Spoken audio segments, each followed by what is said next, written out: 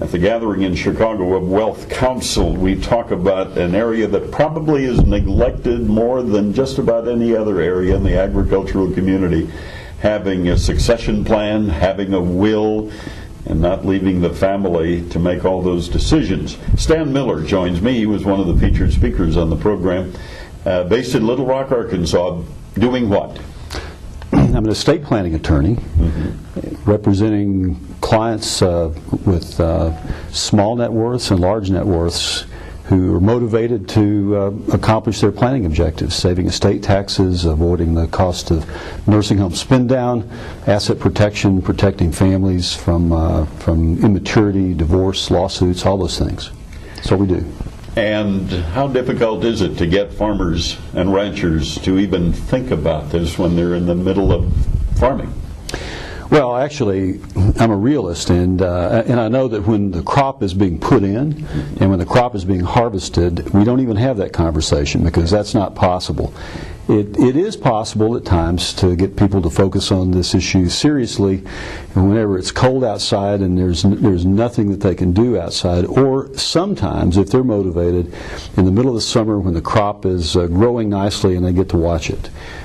But it is difficult. It's difficult. Farmers would rather talk about their cows or their chickens or their tractors or their grandkids far more than they care to talk about the estate planning conversation, for sure. How important is it for a farmer to have an estate plan? At what age should he put it in place?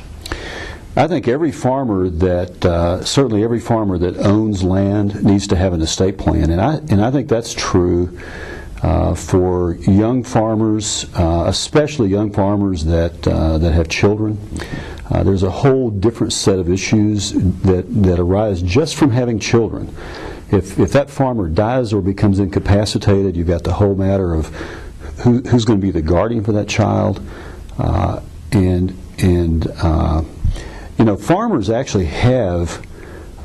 There's been some data on this. Farmers actually accumulate a fair amount of net worth. They don't think they have it.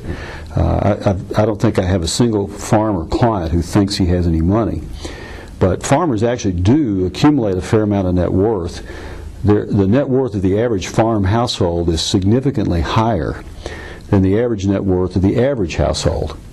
And so what that means is that when that farmer dies, there are issues, and issues that are just as basic as the issue of how does my wife inherit from me? And some farmers actually are motivated to plan to make certain that their wife's next husband can't get his hands on this asset. That comes up a fair amount in conversations. In almost every conversation that we have, when we're able to get people to sit down and focus with us, one of the questions a question that always comes up is the matter of at what point do you allow children to have completely unfettered control over the management of an asset?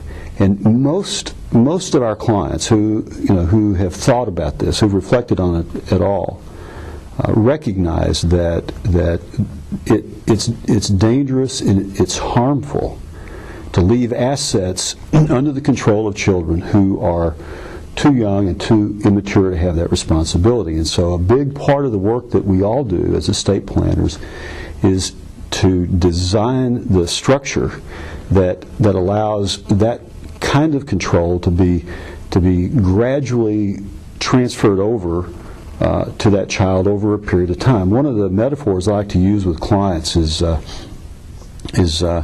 flying metaphor. You have an airplane. Right. I say to clients that it's a good idea to put another pilot in the cockpit, so we have co-pilots, so that this child does not have the ability by himself or by herself to exercise unfettered control over assets.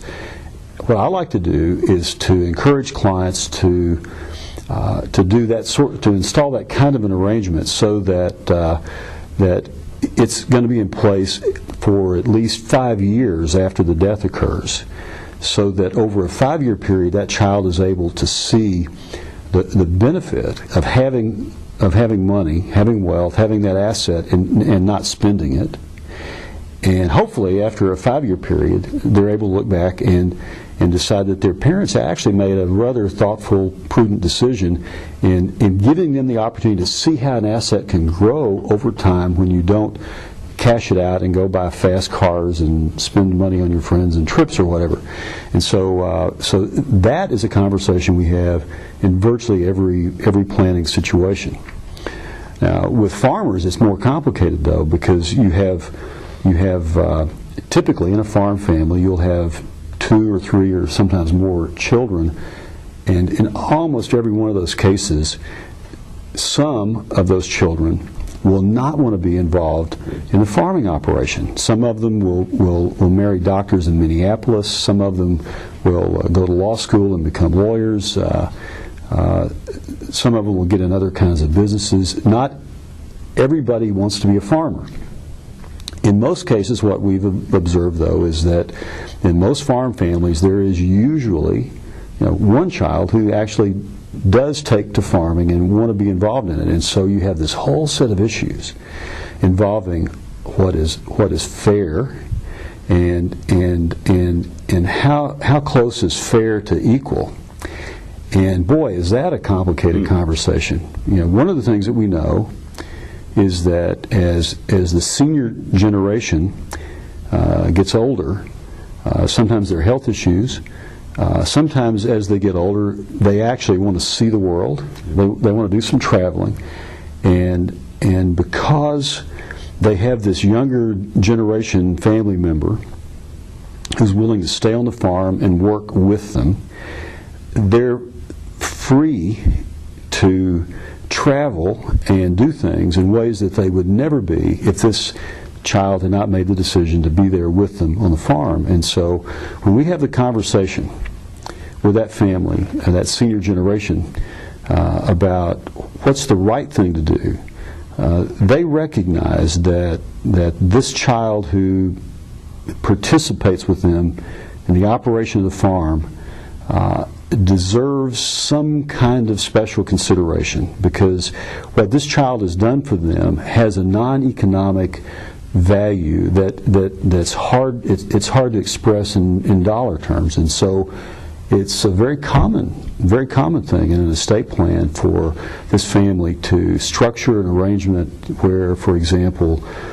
they will allow the child to buy the farm at death from the other siblings at some kind of a discounted value, to take into account the value that this child has added to them in making the commitment to be there for the 10 or 20 or sometimes 30 years and working with the senior generation on the farm. So there are all kinds of complicated fairness issues that come into play that make planning for farmers sometimes more challenging than it would be if we're simply planning for the disposition of a securities account, for example. Thank you for enlightening, and we'll certainly be sharing this with our listeners. Stan Miller, who is from Little Rock, Arkansas, and the one thing I heard loud and clear, regardless of your age, if you own property and have children, start your estate plan.